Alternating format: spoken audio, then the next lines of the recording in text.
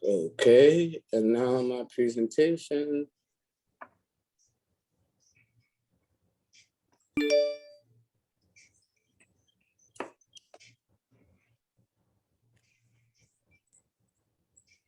All right, we'll talk about that later. All right, welcome to the Residents to Preserve Public Housing. If you are joining us for the first time, the Residents to Preserve Public Housing is a citywide resident-led group of public housing resident leaders, including members of NYCHA's Citywide Council of Presidents Board. We aim to preserve public housing by advocating for adequate funding, improving quality of services, and increasing resident decision-making authority. The Residents to Preserve Public Housing started last year, directly in response to NYCHA's introduction of the Blueprint for Change proposal. We are actively organizing to stop the Blueprint for Change proposal from being implemented because the Blueprint for Change proposal was developed without the input and approval of current NYCHA residents as stipulated and required by the HUD 964 rules and regulations. The drastic changes proposed by the Blueprint was introduced during COVID-19 pandemic when we still can't safely communicate the facts, information, and details of this plan to NYCHA residents. The trust will generate private debt using our homes as collateral, making our homes vulnerable to foreclosure. And finally, all public housing units in New York City will be converted to Section 8 if the Blueprint is passed in combination with the Rental Assistance Demonstration, RAD PAC. Or in other words, there will be no more public housing in New York City. So before we get started, Aita was kind of hinting, there are a lot of politicians who support us and who are on our side. And then there are some politicians who have endorsed the Blueprint. Many of you may have attended a meeting that was held last Monday by the Democratic Socialists of America. There were working groups within DSA. So in other words, there is a divide between the DSA party. Half of the folks are supporting residents, and there's a section of people who are not, and then there are people who are just not informed. And so I had the honor of participating in a presentation that was held on Monday by members of the DSA. And it was a teaching to teach folks what's the history, how we got to this funding crisis, what exactly is the Blueprint. And so it was a very powerful meeting, to say the least. We had over 200 people participate in that meeting. And we had some phenomenal presentations that were given. And we are lucky today to have two presenters with us. But before I introduce our presenters, a little comedy, if you will, if I can even call it comedy. So after that meeting that was held on Monday by Democratic Socialists of America, that created a tweet war, which prompted Senator Julia Salazar to say that the Blueprint is dead. So this is very interesting because, of course, RPPH wrote back and asked NYCHA and Greg Ross if they knew that the Blueprint was dead. So I'm not sure why she's tweeting this, but apparently somebody's going to hit her up and ask her why she's putting it out there. So the other, as the tweets continue, you also see that Julia Salazar says, I represent 25 developments, more than any DSA elected official. In short, she's saying, if you want to know why we support the Blueprint, why don't you invite us to your next teaching? And so the Residents to Preserve Public Housing response was, we welcome you to come and speak to us about why you support it. We, the Residents to Preserve Public Housing, are clear why we don't support it. So we want to know why she does. All right, so enough with the Twitter talk. I'm gonna kick it off and bring us into our guest speakers. I am so excited today to have Movement School and some NYCHA residents present today. We have Jasmin Sanchez, and Ilona Duverge, who are going to give us a presentation about the history of NYCHA and how we got to this current funding crisis. So I am going to stop talking now, and I'm just going to pass the floor over to these two amazing speakers. So please join me in welcoming Jasmine and Ilona. Thank you, Marquise. Hi, everyone. Marquise, can you give me share screen access? Yeah. Thank you. Yes. Okay.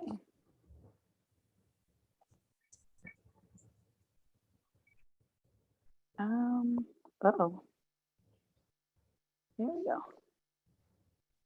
All right. Welcome, everyone. Thank you so much for inviting both Ilona and I to this meeting. We're excited to be here, and we are really happy that we get to talk about the history of public housing nationally and locally. As Marquise mentioned, we're from Movement School. Ilona, I'm not sure if you want to introduce yourself really quickly, and then I can introduce myself and go on into the presentation. Sure. Hey, y'all, super excited to be here. Public housing is something that I've been really passionate about now for a few years, and even more passionate about just public housing and what it stands for. I'm even more passionate about being able to work with tenants and educate tenants and be an ally in your fight.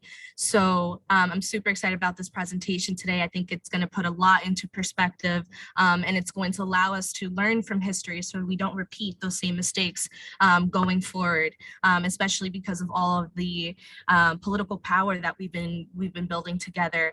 It's time to wield that power in the most effective way possible, and put together solutions that are tenant-led. And not succumb to these privatization plans that are currently being put forward. So I'm so excited to dive into this with y'all today, and gonna kick it back off to Jasmine. Awesome, thank you. My name is Jasmin Sanchez. I am a public housing resident out of the Lower East Side of Manhattan, Baruch Houses, and I am so happy to be here with all of you in community and work in collaboration to not only provide educational opportunities, but also to organize, strategize, and mobilize public housing residents to take ownership and be at the forefront of all things public housing legislatively, and even in being in movement spaces, right? Because I'm tired of people deciding for us. We know solutions, we know what's happening.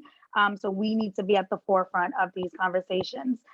So like many folks, I grew up in public housing in the 70s and 80s. And I thought that, this was just apartments. I didn't know that it was considered public housing until I got older. But I did know of stories about like Puerto Rico having public housing, and then during Katrina that there were public housing here, which prompted me to understand, wow, there are other public housing throughout the nation. And I think that as we are in NYCHA, sometimes we don't look at the outside to see how many of us there are, right? And how powerful we can be. So I think it's important for this slide that's here to really visualize where public housing is. And as you can see, it's predominantly in the East Coast, but these dots are all public housing developments throughout the nation. And it's really important to understand that when we're talking about public housing and we're talking about NYCHA specifically, we do have the largest population of public housing residents and of buildings, that anything that we do here is going to be utilized as an example for the rest of the nation. So we have to be intentional and mindful about how we approach the crisis of housing and our repairs, and about legislation as well. And this put things in perspective that when I'm here talking about public housing, it is not just for NYCHA, it is for Louisiana, it is for Puerto Rico, it is for Florida, in California, right? Because they all have public housing that is at risk of privatization, demolition, and displacement of families. So we have to also take that into consideration when we're speaking and organizing around public housing as well. So my next slide is this right here, the state of public housing. And I want everyone to have an open mind and really, think about what it is that we want, right? So the first is, are we battling to preserve the institution of public housing while elevating opportunities for all residents and the community? Or are we willing to accept short-term rehab in exchange for long-term privatization of public housing in New York City? Because those are the two things that we're really, discussing here, right? Do we want a long-term goal that prioritizes and invests not just in our homes, but in opportunities for our people? Or do we just want our kitchen fixed? Or do we want, XYZ done in our homes without the other things that we're entitled to under HUD, right? And being a public housing resident. And now we kick this off. We want to talk about the history of public housing. We want to talk about, what has occurred, how we can navigate away from having that happen again. But we need to talk about the roots, right? I think that it makes us stronger advocates if we understand how we got here and the timeline, so that we can speak against the things that we know that we don't want to see, that we can speak about the history of what public housing is. So public housing, like many social programs in the United States, has its origins in the Great Depression. And we see that in 1934, Congress passes the National Housing Act as part of the New Deal to alleviate housing hardships through construction and finance programs. And in 1935, New York City completes its first public housing project on the Lower East Side of Manhattan called First Houses, which is on Avenue Way and 3rd Street. The federal government then passes the Housing Act in 1937 in response to numerous families in financial crisis, establishing the U.S. Housing Authority. And while the U.S. Housing Authority covered the cost of construction, local public housing authorities like NYCHA were established and made responsible for the maintenance of the property. And now there's some stuff on Twitter, because Marquise brought that up, right? And people are like, it's 40%.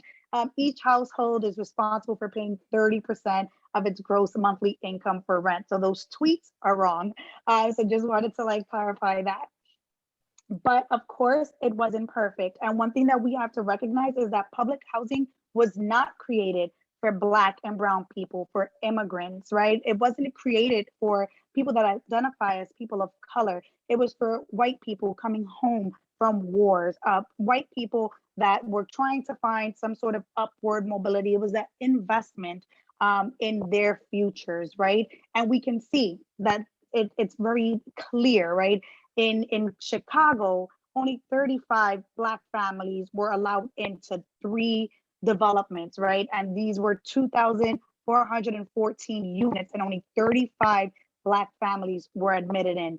That is racist, right? And those lines were really drawn there. And we can see from that point that this was not made for Black and brown people. But we also see it not just in Chicago, but we're seeing it in New York as well, where there's 9,100 people that apply for public housing. There's only room for 574, and they put this criteria of the tenants will be investigated for worthiness, income, and citizenship. I mean, how do you identify if somebody's worthy or not to have a dignified home, right? Like, just those words alone shows that this is racism full-fledged, right? So we definitely wanted to highlight that as well. Then there's urban renewal that hits, right? And for a lot of folks, we do see that this happens in low-income communities. For example, on the Lower East Side, we had an urban renewal site for, I don't know, Marquise, 30 years that it was not developed. My grandparents actually lived there, right? And they got bulldozed out, and they weren't able to return because they just built the apartments that were there, and they were deceased already. And I wasn't part of the lease, so I couldn't get first priority for these homes. But families like mine were displaced throughout New York City because of urban renewal. And this was government funding that allowed for demolition, massive scales throughout New York City, and it removed Black and brown people from these communities and kept them out from these communities for decades, not just for 2 or 3 years, but 30 plus years, right? And we want to make sure that is highlighted as well, because these federal urban policies have damaging effects on Black and brown communities. So we are at the height of the civil rights, right? In the 50s, we see the emergence of the civil rights movement, which uses civil disobedience, nonviolent protests. We wanted to make sure that is highlighted, because this is all going on while we're trying to seek the rights that are ours, right? And this is happening nationally, right? With the Montgomery boycott, Selma to Montgomery march. So these are things that are happening at the very time that we're trying to fight to have a dignified living and to have space in public housing. And in 1965, as part of President Lyndon Johnson's Great Society, Congress establishes the Department of Housing and Urban Development, which is HUD, right? And we want to make sure that people know that that happened in 1965, because along with that comes funding streams, right, that people do not speak about, which is through HUD. We do have Section 3, which provides economic opportunities for low and very low income residents, right? There's the Family Self-Sufficiency Program. There's Community Development Block Grants. There's Resident Opportunity and Self-Sufficiency Service Coordinators Program, Job Plus initiatives, and Juvenile Reentry Assistance Programs. That these are all in the structure of HUD, in the structure of public housing. And this is how we can get more funding, right? We're going to talk about that eventually, right? But privatization is not the way. Like, we do not need to invest in building a public-private partnership to get the funds that we need when this is already woven into the structure of public housing and HUD, right? So just wanted to highlight that. And it's also a fight for the soul of our country, right? The war on poverty is hitting, the Opportunity Act of 64 is there, where a network of federally funded community action agencies are encouraged. The war on crime occurs. And we start seeing that, you know, there's funds that are being diverted from community action agencies, right? So we wanted to show that this is a cycle that has been happening against public housing. They have some of these programs that are established that can help fund, some have funding streams in HUD, but it hasn't really been put together that it actually benefits the Black and Brown people that are living and that are moving into public housing, although nationally these actions are happening. And now we're going to hit privatization and divestment. And I'm going to pass this over to Ilona to talk about how we got here, right? Yes. Thank you so much, Jasmine.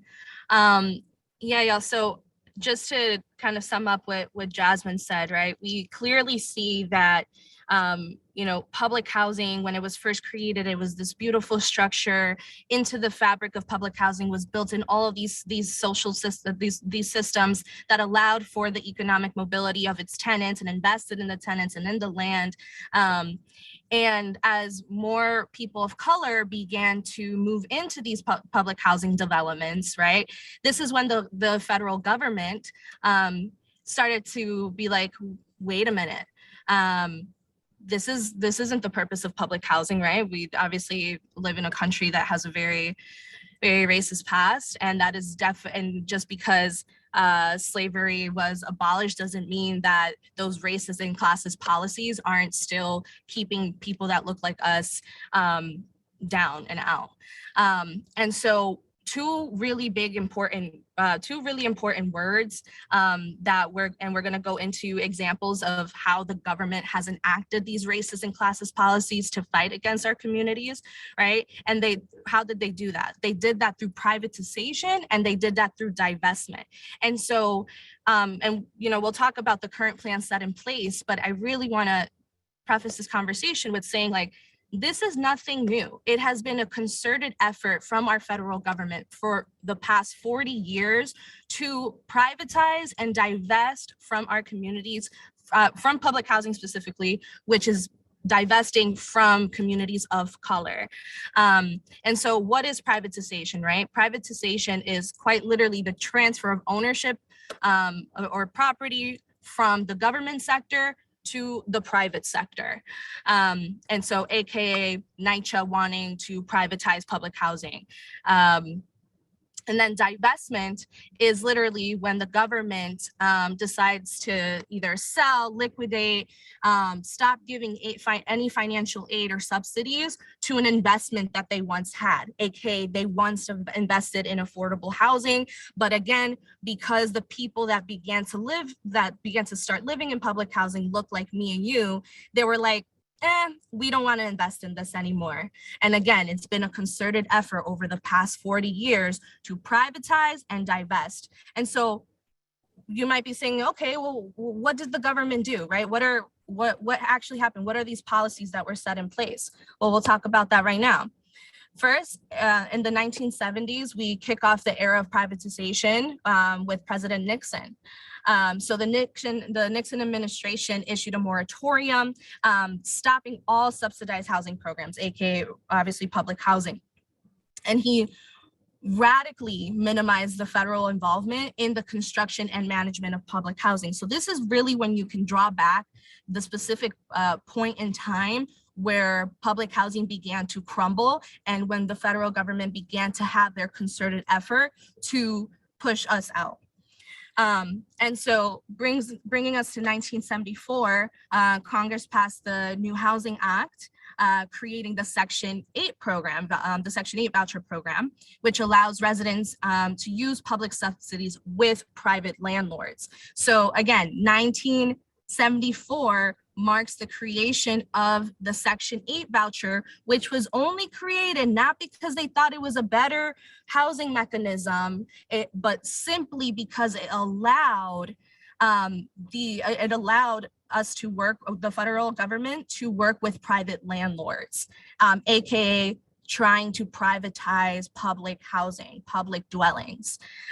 So again, Section 8 was not created because it was a better plan. It was created as a way to begin to privatize public housing.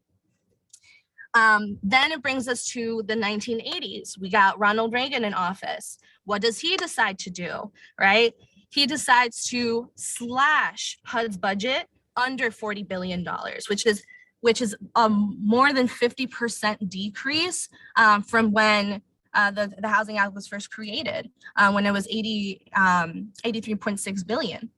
And then not only that, Reagan went a step further and began this whole propaganda campaign around the welfare queen, which he modeled after Linda Taylor, who was this real woman.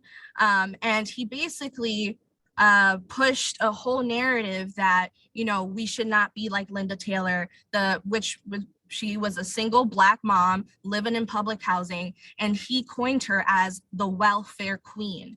And again, a lot of these racist and classist policies are quite literally rooted in white supremacy, because this is simply a narrative that was put out there and the media ran with it. And the media not only ran with it, but the public decided that that was enough to be able to support these racist and classist policies, just because Reagan said we shouldn't be like the welfare queen, Miss Linda Taylor. Exactly, Wendy, if that's not infuriating enough, I really don't know what is. And so that takes us to then the 1990s. And this is when the first, one of the first privatization programs were established, and it's called Hope 6. Hope 6 is what actually led to the downfall of the largest public housing authority in all of the country before NYCHA, which was Cabrini Green in Chicago. And due to Hope 6, that is why Cabrini Green is not in existence anymore, because what happens through Hope 6? Basically, oh, can you guys hear me okay? Yeah? Okay. Yep. Basically what they tried to do with Hope 6 was that they want now, because there's been so much divestment, right? There's been less and less money coming in. There's been poorer management of public housing. Public housing just started to deteriorate. And so they were like, all right, well, we have to fix these units somehow, some way. But again, the federal government doesn't want to take full responsibility for that. And so what do they do? They create Hope 6. And the way that Hope 6 works is converting Section 9 public housing to Section 8 public housing by giving people tenant protection vouchers via Section 18. And just to really quickly explain what Section 18 is, Section 18 literally says if the unit is considered if the unit is considered, you know, in shambles, if it's considered in distress or uninhabitable, they have the right to demolish it. And so in order to build a new, a nicer unit, right? But what happens when we start to demolish public housing units? Because let's be real, probably there's a lot of public housing units that would fit under that criteria of being in distress, right? Or needing to be revitalized. And so they started knocking down units. They started knocking down units and knocking down units. And they promised, right, through Hope 6, they promised that these tenants would be, you know, given another unit, that they would not be displaced, but that never came. They only ended up actually, like I believe only less than 12% actually were relocated. Less than 12%. So that means a ton of people were left homeless, completely homeless, and Cabrini Green totally just got destroyed. And so we could actually skip this slide because it's talking about Hope 6. That was another example of how Hope 6 led to the demise of the Miami-Dade public housing. Again, same thing. They said, here's a tenant protection voucher via Section 8. You can have this unit for now while we fix your units. And then they never got to go back into their homes. And then guess what? That Section 8 voucher is not a guarantee because it requires Congress to budget year after budget year, allocate money for that. And if you know, one of their hidden agendas is to divest from public housing as a whole, do you think they have any incentives to actually keep funding that? No. And that's exactly what happened. And thousands of people were left homeless. And so, but that's not enough. They kept disinvesting from public housing. In 1996, Congress created the Fair Cloth Amendment. Next slide, please. And so what does the Fair Cloth Amendment do? It says that it is illegal to fund the construction or the operation of new public housing units. So now you got this Hope 6 plan, right? That is destroying public housing units left and right. And then on top of that, the government goes, oh, and by the way, these public housing units that you just promised people that are going to be destroyed just to build new ones, you actually can't build new ones. It's illegal now, and the government is giving you no money for it. That is the Fair Cloth Amendment. So it made it extremely difficult to expand the public housing stock in America because now it was literally illegal to create more public housing units in America after they just promised tenants that they would not be displaced. Next slide, please. Oh, great. So going through, right, I just gave you all of these examples of the racist and classist policies that were set in place to further privatize public housing fully and to divest from public housing. And so now I hope that you get a clear understanding of how the hell we got to the place where we got now, where we have units that are quite literally trying to kill people. And it's because of the privatization efforts of our federal government and the divestment efforts that they have put forward. Next slide, please. And it doesn't just stop there, because again, public housing is so big that it's not just only going to take one policy to destroy public housing. This is why I need y'all to understand the power that y'all have, because it has taken over 40 years to try to demise public housing. And I know that the conditions aren't the best right now, but just think about that. It's taken over 40 years and they're still trying to throw plans to try to continue to minimize it, continue to privatize, continue to divest. And in 2012, that's when the RAD program was created. It was created under the Obama administration when Julian Castro was the housing secretary. They created RAD. And what does RAD do? It said, it is going to provide tenants with a long-term voucher, right, via Section 8, which again, the same thing with same thing with Hope 6. They'll try to fix your apartment. They'll get you into a new apartment. Oh, sorry. Can you guys still hear me?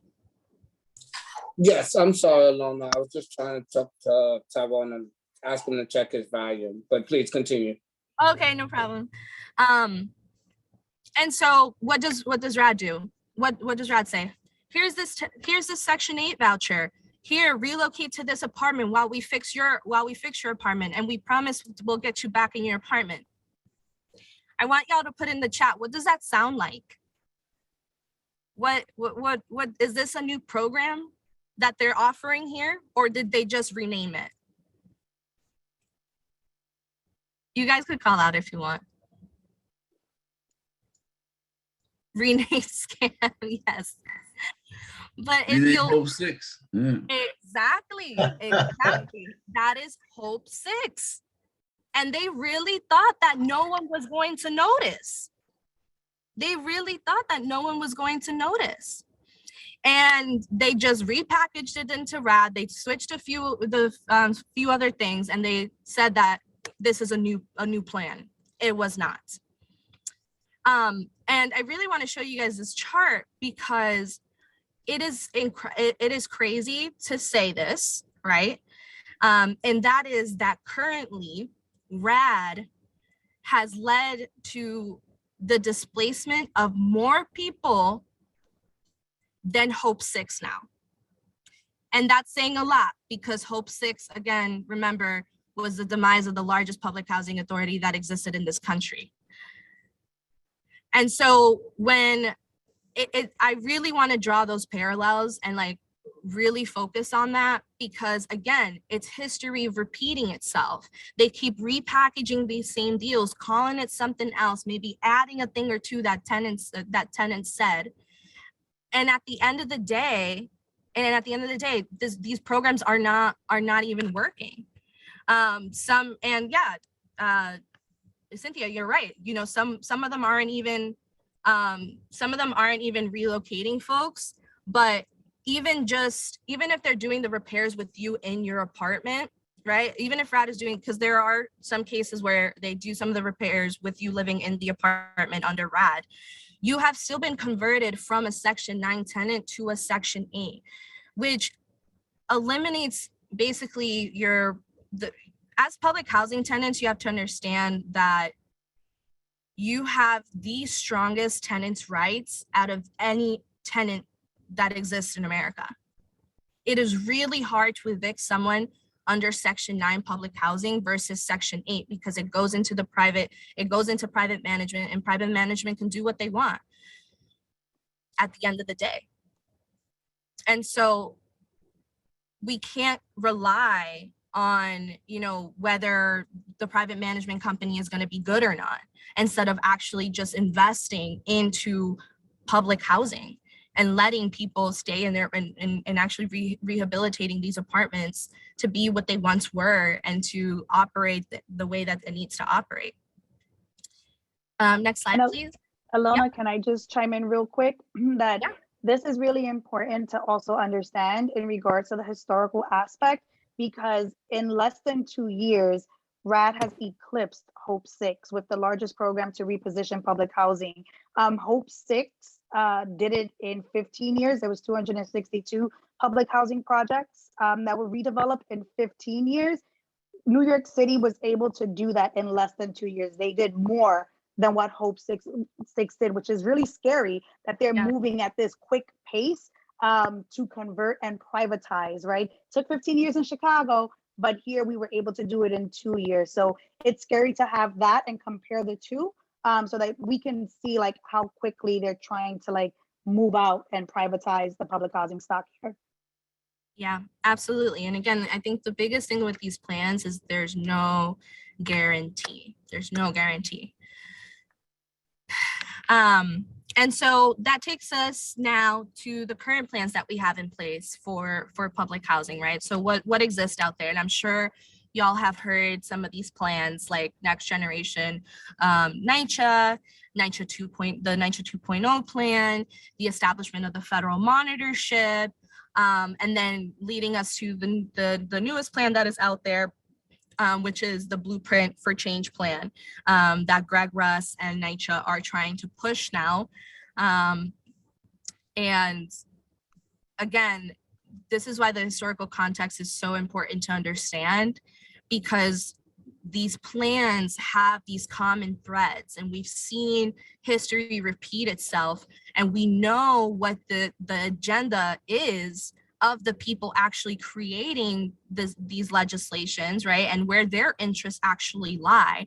And so we need to come together to actually create a tenant-led plan that is going to dispel all and learn from the mistakes, right? And learn from the historical context of how NYCHA has been time and time again, just repeatedly punched in the face, right? And the tenants punched in the face, and actually put together a tenant-led plan that is going to preserve public housing, right? Section 9 public housing, and strengthen the opportunities that already exist within, that already exist under Section 9, like the expansion of Section 3, like the like the FSS program or the SSS program, resident management corporations. There's so much to actually be able to work with to revitalize public housing, to bring in more revenue to public housing, to allow for more economic mobility for the next for not only this generation of public housing tenants, but for the next generation of public housing tenants, right? We're going to continue to need public housing. And so I'm gonna kick it off to Jasmin again, because we're going to, if all of this historical context did not convince you that maybe these plans that are being put forward are not in our best interest, we're going to show you this video about Greg Russ and his history, and what he is most known for, which is privatizing public housing. And so Jasmin, going to kick it off to you and we can watch the video. Yep. So one thing that I wanted to add prior to that is this federal monitor, right? Like folks always ask like who this federal monitor is. His name is Bart Schwartz. And I think it's important to know who he is and what his background is. He was a former Manhattan prosecutor. He's the current chairman of Guidepost Solutions, which is a global investigation, compliance, monitoring, and security tech consulting firm. And he was hired in February 2019 to serve as NYCHA's federal monitor. And his role is to track and report NYCHA's progress on federally mandated requirements to upgrade and rehabilitate issues related to the heat, mold, elevators, pests, annual inspections, and lead-based paint, right? So for me, there's tons of red flags here. Like this guy was a prosecutor. This guy is all about investigations and monitoring tech, you know, and he is monitoring public housing, right?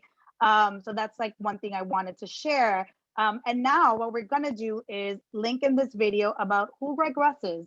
A lot of folks, you know, don't know his history. They don't know the conflict of interest, but I think it's important to understand where he came from, what he's done, and how tenants are fighting back against this blueprint plan and how we're organizing to make sure that this does not happen in New York City. So I'm going to start here. Give me one sec. Hopefully this pops up. Here we go. Okay.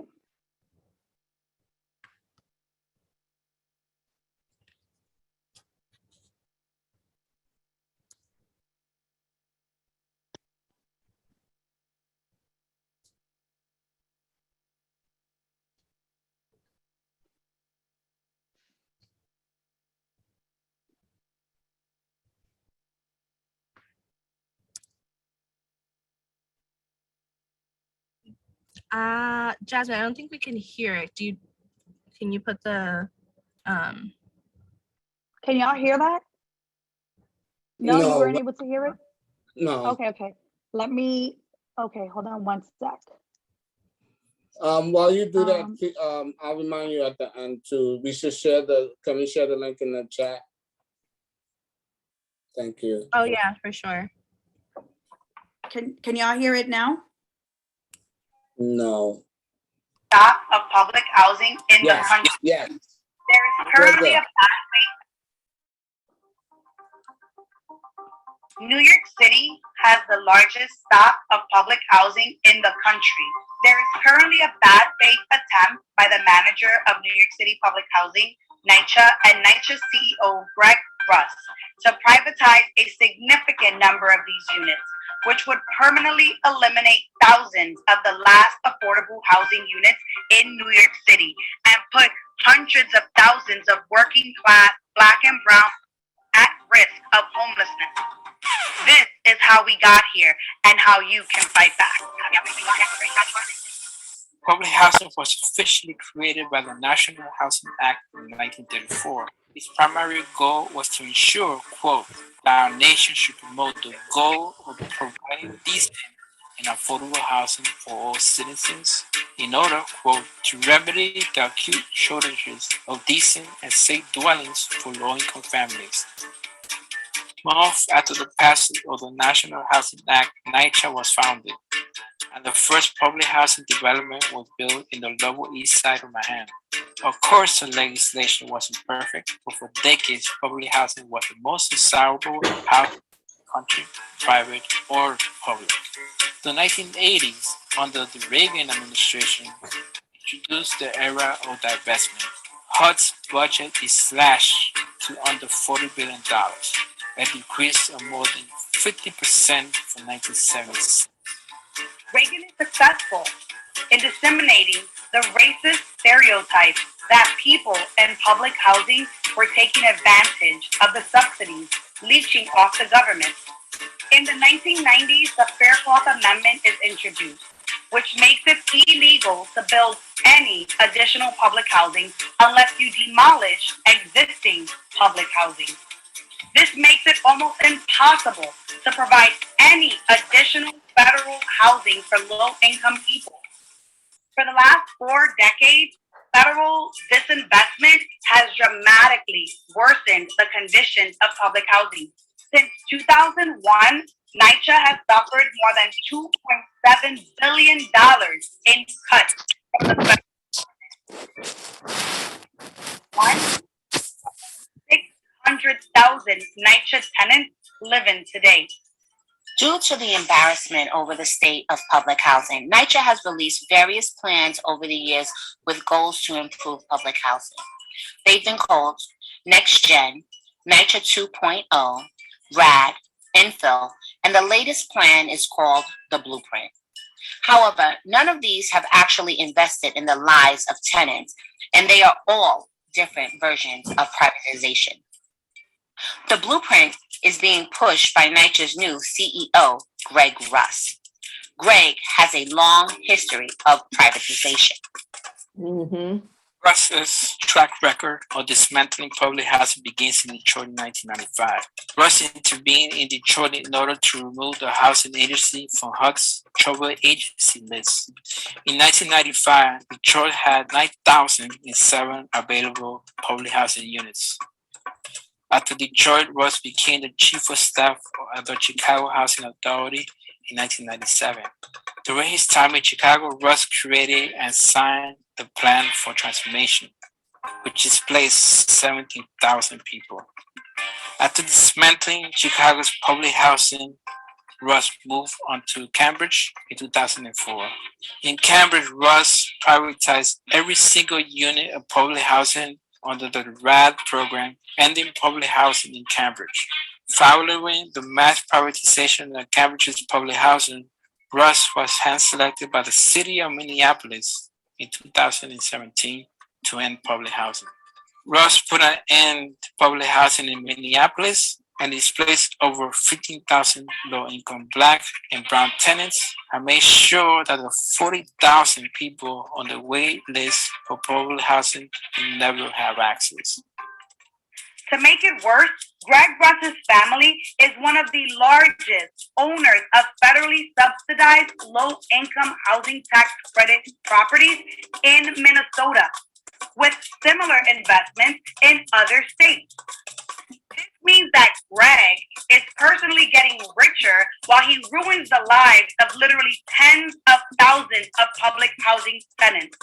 Even though various newspapers called out this blatant conflict of interest and corruption, Minneapolis City Hall was complicit and ignored this ethical violation. That is why Greg is called the czar of privatization and gentrification. Now that Greg has been sent to New York City to privatize NYCHA, he has created the blueprint.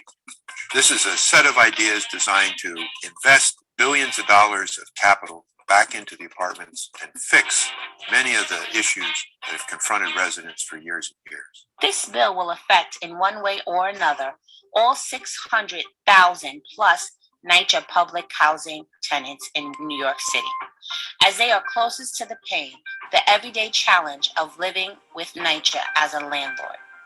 Greg Russ says that he has done a significant outreach to the tenants. However, when pressed on the issue, he proudly said he reached out to over 2,000 tenants. This is less than 0.3% of tenants. You mentioned how many people you did reach out to, and I believe that number was around 1,000, correct? That's through the town halls only. Mm-hmm. And so that's like a percentage of a percentage, right? That's like, I mean, we have 600,000 people in the portfolio. This outreach was done in the middle of the pandemic, when public housing residents were being hit harder than any other resident in the city. I think a lot of people know about it. In the middle of this global pandemic, a lot of our residents are under extreme financial and emotional stress, and many people are not aware of the plan, let alone given enough time to read and understand it. I myself was only given the plan and the PowerPoint that you guys presented to me just 2 weeks ago on the 23rd. And for a while, Greg would only release vague, wishy-washy information about the blueprint. Then, without warning, the full text of the bill was announced with only 7 days until a public hearing. The few tenants who knew about the blueprint scrambled to read the dense legal text, trying to become experts in 7 days. Then, to make it even worse, only 13 tenants were allowed to give testimony at the public hearing. But damned if those 13 tenants didn't give Greg Russ a piece of their mind. Tenants were given 7 days to register for this hearing. The methods of registration for some are avenues they don't have access to or know how to navigate. And our elected officials received this presentation and proposal 2 weeks ago and some yesterday. So even they didn't have ample time to communicate with their constituencies about this plan. Introducing the blueprint in the middle of a global pandemic and economic crisis shows how much you value NYCHA tenants. We do not have an official statement from CCOP, no. The Citywide Council of Presidents do not agree with the blueprint plan for change. Greg knows that New York City has a strong progressive force and will not respond well to privatization. So he is trying to be tricky by creating something called a public trust. Essentially, it sells bonds of the public trust to huge banks like Chase, Bank of America, and Goldman Sachs, which will likely force increased rents in order to pay off the bondholders, indebting the most vulnerable people in New York City. Charles Barron, a lifelong fighter for working class people and Black and brown communities, sums it up well. You shouldn't trust it, and it's not going to be public. It's their way of privatizing, just putting a different label on it. NYCHA has so frequently and still speaks of strong partners and partnerships with stakeholders, but have not been truly accountable and transparent with the true stakeholders, which are the residents of public housing, those who live and reside in these properties. Enraged by the greed, the audacity, and the laziness demonstrated by elected officials at the city, state, and congressional level, NYCHA leadership, and many community organizations that claim to fight for NYCHA tenants, but are not holding our best interests at heart. As a result of your lack of vision and boldness, we are now discussing a plan that leads to the destruction of public housing in New York City. Not one more poorly thought out policy that puts profit, real estate over people. The last reason that Greg says we need to pass the blueprint is because there is no alternative. Oh, Greg, don't you get tired of lying? There is called the Green New Deal for Public Housing. The Green New Deal for Public Housing Act would be the most significant investment in public housing since its creation in 1934. This act would mean investing, retrofitting, and decarbonizing the entire public housing stock of the country. With over $120 billion of federal investment over 10 years, it will be possible to decarbonize more than 1 million units of the country's public housing stock, the equivalent of taking 1.2 million cars off the road every year. Over 10 years, that is the equivalent of removing all the cars from New York and Florida combined. These same retrofits would eliminate lead, mold, and other health hazards that plague the nearly 2 million people who live in America's public housing. All this would create over 240,000 good quality jobs per year while building political support for more climate action. If you care about solving the climate crisis, the Green New Deal for Public Housing Act is a perfect place to start because the government already owns the building and they are in desperate need of maintenance already. This bill has already been introduced to Congress by Representative Alexandria Ocasio-Cortez and Senator Bernie Sanders. And with the power of the Public Housing Tenants, Movement School, and Sunrise Movement NYC, we are fighting for a plan that puts people over profit and invests in the long-term dignity of every New Yorker. Now that we have a Democratic Congress and a Democratic presidency, this bill has a real possibility, but we need Biden and Congress to prioritize public housing and pass this bill. How can you help? If you are a New York resident, call your state assembly member or senator and demand that they vote no on the blueprint. For everyone, including New York residents, call your federal Congress member and senator and demand that they vote yes on the Green New Deal for public housing. For more information or to get involved in the fight, you can go to gnd4p.com or follow Sunrise NYC and Movement School on socials.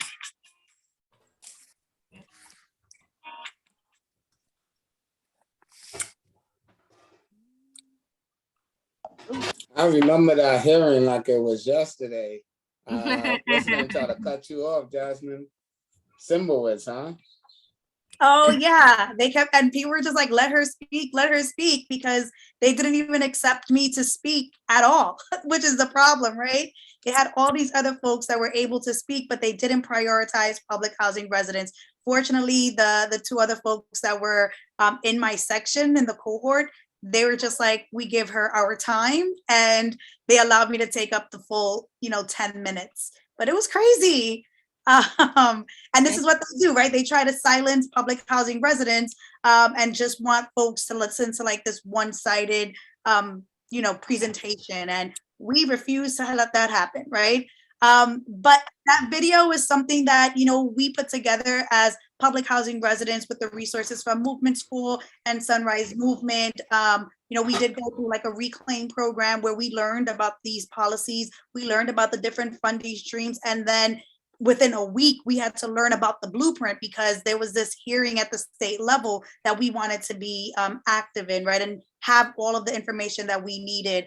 And that's why we put together the video. We were able to like stream it so that folks get a breakdown of the history of public housing, not necessarily having to sit through like this presentation, but like a history of public housing. And then who is Greg Russ, right? And what he has done. I think that that's really important when we're on social media. People could just like walk and listen to it and say like, wow, this is not the first time that this person is taking on public housing, and this is what his history has been, right? Because it's something that we need to know. Who is operating public housing? Who is in charge of this? Like, who wrote the blueprint? Like, we want to know. We want to know all these things, right? You're not going to blindside us. You attempted it and failed epically, right? So we want to make sure that people have access to like the video, which I'm going to share in the chat. And also, Marquise, we're going to send you this presentation so that you can send out to your membership. But the last slide is super easy. It is a manufactured crisis.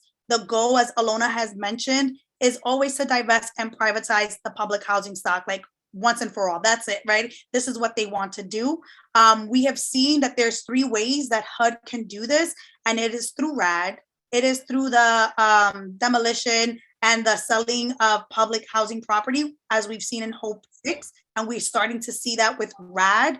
One thing I wanted to add, and I share this whenever now I present, I've been doing a lot of organizing work in public housing in Puerto Rico, and they had RAD, and they've converted. They're the second largest public housing in the country, right? New York City has 326 units. Puerto Rico has 325, not units, developments, 325 developments. And the majority, I would say 97% of the public housing stock in Puerto Rico is privatized. They are under Section 8. They are under private management of day to day. Puerto Rico does not manage that at all anymore. And we have seen that when they receive this low income housing tax credit, how that is used to displace families, because there's certain brackets that you need to meet. And if they've already exhausted 20%, 50% on these income brackets, families can no longer live in these units and they have to move out and find other places to live. So we're seeing that it's already happening, right? And it's horrific. And we do not want to see that happen in New York City, right? Nowhere. Public housing needs to remain public. You cannot privatize it. So we've seen that with Hope 6. We've seen it with RAD. And now there's this voluntary conversion of public housing into vouchers, the TPV vouchers, right? And we just are not with it. And we have to keep having these conversations so that people understand the different ways that NYCHA could become privatized and why we shouldn't. Like, we're going back to that initial question, right? Do we want to invest in not just the infrastructure of public housing, but also the people that are in public housing, right? Or do we want to settle for these short-term repairs and pretty much sell our soul to the devil? Like, I need my XYZ fixed now, but the trade-off to that would be in a set amount of years, I probably won't have a house or like a home to live in, right? So like, these are the things that we need to really be articulating to like people that live in public housing and allies and other organizations that want to work with us. One thing in that video, really quickly, Marquise, and then I'm done, is that it does create 240,000 good paying jobs, but it's also union jobs, right? We want to make sure that the folks that are working within public housing have the training, the professional development, but that they're also backed by a union, which is so important when we're talking about creating jobs. We want to make sure that folks are protected, that they're not being taken advantage of, that they receive, the pay, the time off, the support that they need through the labor workforce, right? So that's something that I also wanted to highlight there, because to me it's really important, especially as a major in the program that I'm studying in, it's labor. So yeah, with that, I think we are done for this presentation. Ilona and I are always happy to come back and talk about funding sources, right? Because we did mention it when HUD was established, that there's different revenues for funding that comes in through HUD. There's also this getting into the meat of what the blueprint is and how that affects us, and the difference, right, between, because I saw Salazar tweeted out, the blueprint is dead, but let's talk about the trust, right? So let's talk about the trust, right? So we can also come back and have a dialogue around that, but we're just happy to be here and have this conversation. We wanted to make this interactive, so we didn't want to take up the full 2 hours, just in case we want to have like some sort of roundtable with questions and just like having a dialogue. So thank you, Marquise, for inviting us. All of y'all. Thank you both. You guys deliver. You always deliver. It was I think it was better than the presentation you did at DSA. But I do have some questions, and I know folks on the Zoom meeting have some questions. You guys got the chat room buzzing. One article I seen not too long ago was in reference to the Faircloth Amendment. And so there is a new program that they're trying to push now. I think HUD is trying to push it. It's called Faircloth to RAD. Have you guys heard about it? Is this the limited version of the Faircloth Amendment that they're trying to push through BBB? Is that what you're talking about specifically? I'm not sure. I'll share the article, but I bring it up because the way I understand it, and I always need some clarity around it is that with the Fair Cloth Amendment, it stops new public housing from being built to the extent that you don't go over the number that existed October of the year that the law was passed, right? So if you got rid of some of your public housing, you could essentially replace those units under Section 9. And so if that's the case in New York, we lost about 2,000 units. And so if we lost 2,000 units, essentially we would have the right to replace it. But I think, right, what's happening, and again, I need some help with this. I think what's happening is that HUD or NYCHA might be playing another okie doke, where they know that this is a loophole that we can explore, and before we put it under Section 9, they want to wrap it under Section 8. Yes. So currently right now, and this is kind of a pain point in the Build Back Better plan at the federal level with Fair Cloth. And that is that, Congresswoman Ocasio-Cortez's office created an amendment to completely abolish the Fair Cloth Amendment. So completely make it not make sense and like not exist anymore. However, obviously, the way Congress works and in negotiations and all that, what ended up coming out and what ended up actually passing through the House was a limited Fair Cloth Amendment, which means that any new public housing that is created now they can create new public housing now, but that doesn't necessarily protect the public housing units that exist. And so that's where it starts getting a little bit mucky, because if we need to rehabilitate some of these units that currently exist, right? And so if we need to rehabilitate some units the units that currently exist, we have to figure out a way to protect those in case they do need to get demolished. And this is why plans like the blueprint are really dangerous, because they rely on TPV vouchers. There are a few different types of TPV vouchers. One of the ones, and the most common one that I would say, is the ones funded through Section 18. And what does Section 18 do? Similar to what Hope 6, what we talked about with Hope 6, is that if they're considered dilapidated, they get demolished to be rebuilt.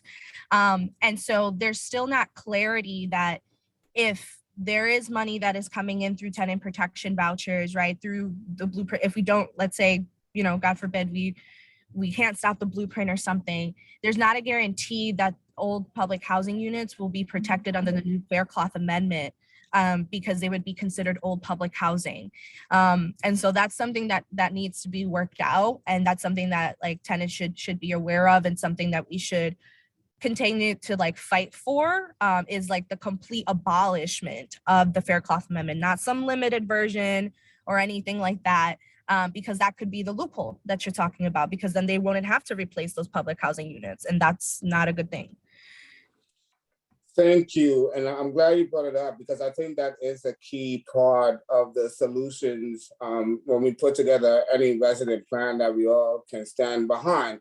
Because when we talk about Congress, we're asking a lot of congressional leaders for funding when they, in fact, don't have public housing in their district.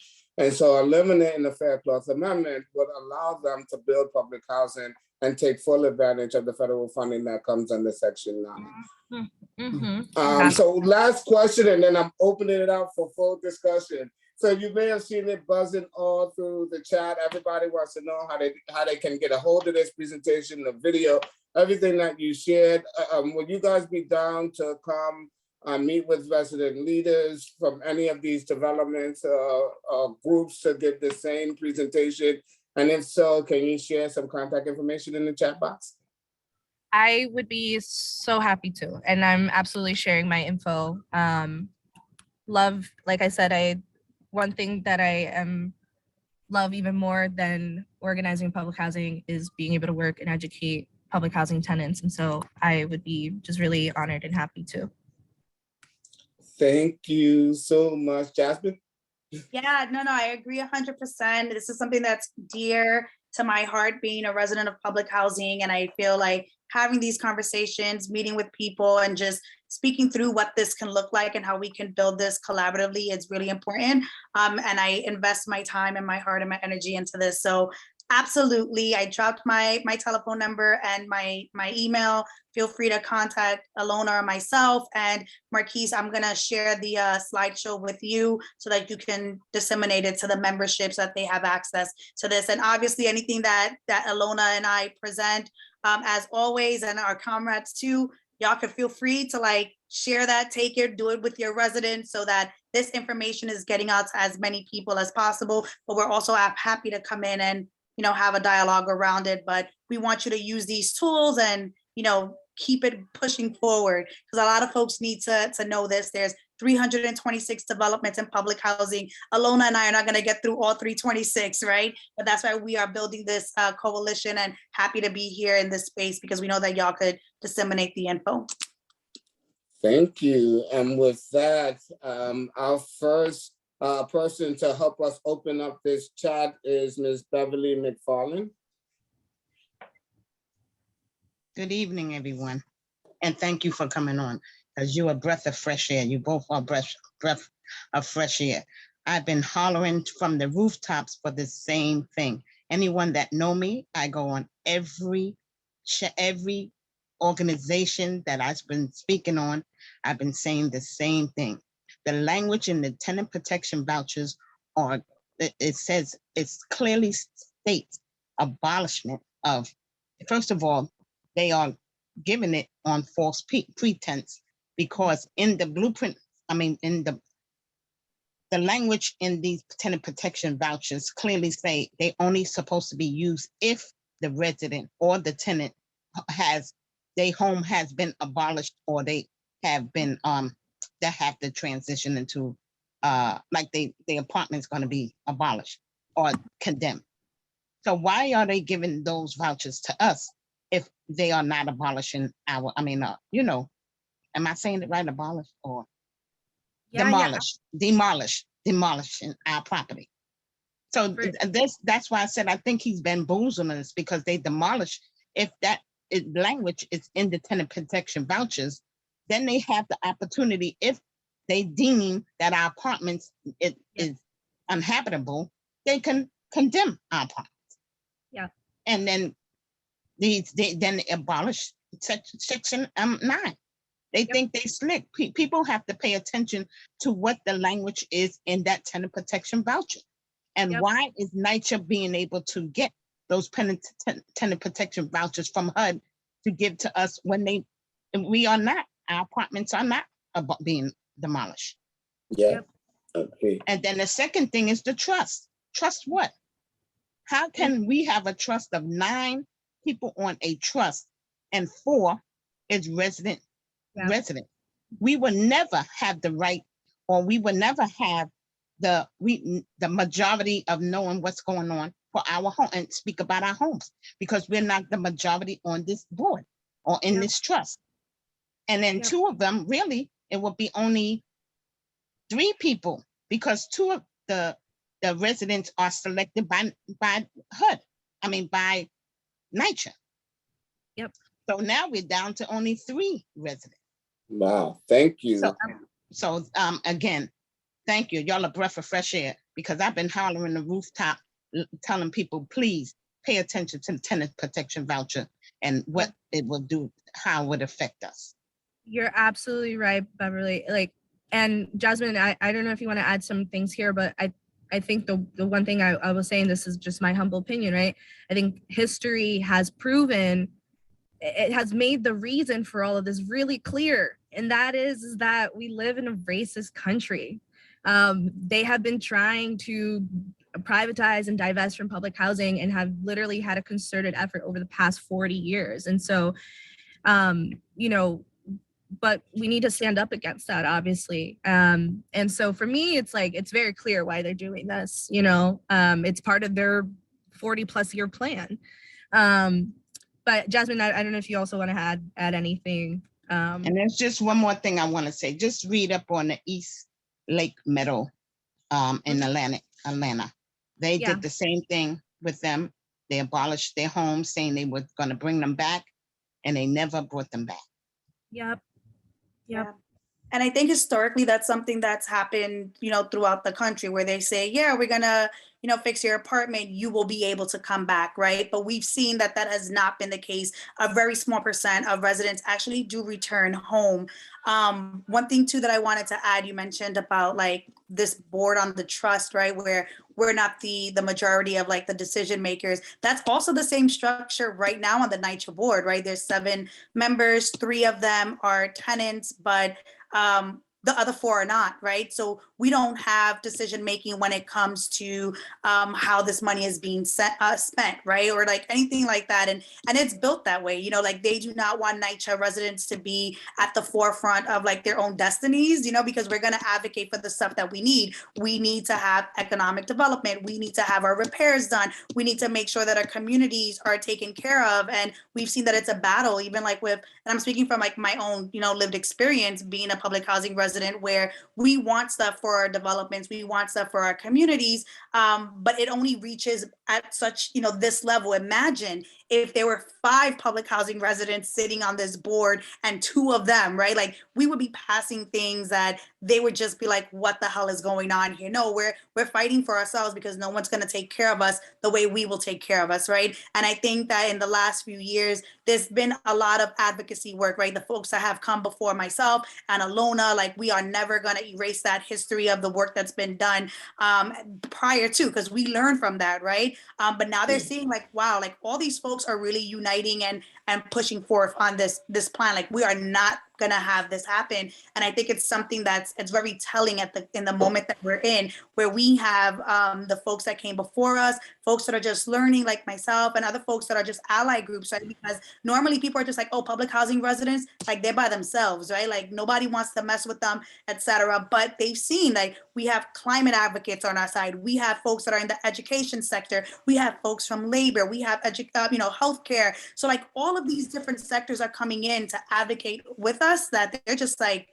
holy crap, they're building this larger movement. So I always tell people we're not alone. Like you may have thought that we were alone, but nah, that's not how it is anymore. And we've been fighting and we're developing that. So just wanted to chime in on that. Thank you. We got a stack. You guys, that response really got it buzzing because I got 5 hands up. And I'm so excited to see Mr. Hall learn how to raise his hand. I'm excited. So I am going to say to you, and then I'm going to go to Joshua because you learned how to raise your hand today. I've been playing with this for a long time. But first of all, I just want to say hello to Jasmine, because we were together with BronxNet, and that was a very, very educational piece that you just gave out. And it's not so much the battle with the blueprint, it's the education with regards to the history of NYCHA. This is something that people know nothing about, all right? Now, like I said, I'm living in the same apartment I grew up in. So I know what that's about. I know what you're talking about, the racism. I know what they did in the 50s and the 60s, because I was right here. But the fact of the matter is, it is very, very educational to understand where this entire situation derived from. And that's why this education is first and foremost. So I really want to applaud you for that. And I do want a copy, because I want to emulate you up here, uptown. That's the idea. And as we lend itself to the blueprint and the battle, I believe now there are a lot of people who realize, to make a long story short, we're not stupid, okay? Whatever you taught us to be, we're not about that. And it's getting deeper and deeper. And I was thinking about when I first met you, which was early in the pandemic, because we was on BronxNet and we was doing our thing, letting them know just what's going on. And I see where we have derived at now. And I'm very happy at where we are and how everybody is gravitating to what really needs to happen. So I really want to thank you, all right? And yes, I've grown to even get my hand on the chat. So thank you, Marquise. Look at progress. Let me switch over to Joshua. Okay, thanks. Let me just fix my video for a second, sorry.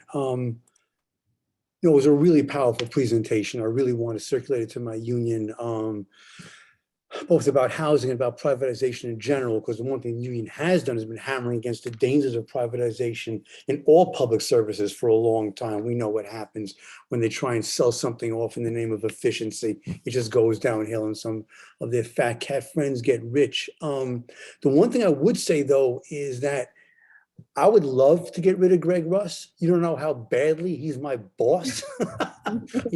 Practically all the workers I work with would, would be giving the thumbs up.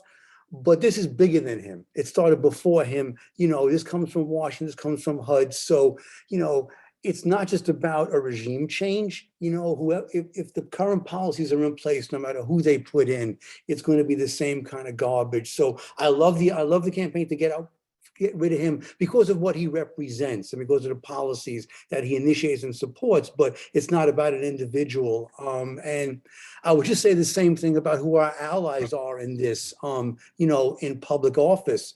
RAD was started under Obama. When we talked about, the welfare queen, it was Clinton who gutted welfare, and so we have a lot of Democrats who totally, and the whole public-private partnership nonsense, that started when Andrew Cuomo was actually HUD. Remember him?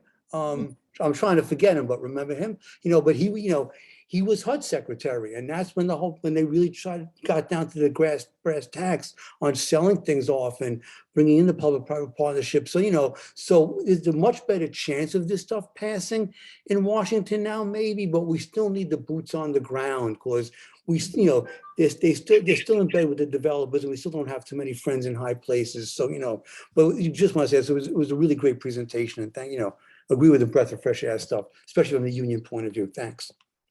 Thank you. I actually, if I could just reply to your comment real quick, Joshua. First of all, I just want to say, Joshua, I will always say this. Like I was at a NYCHA town hall, and this is when I was I was in the process of helping write the Green New Deal for Public Housing Act, and I was learning about Section 3 and all of that.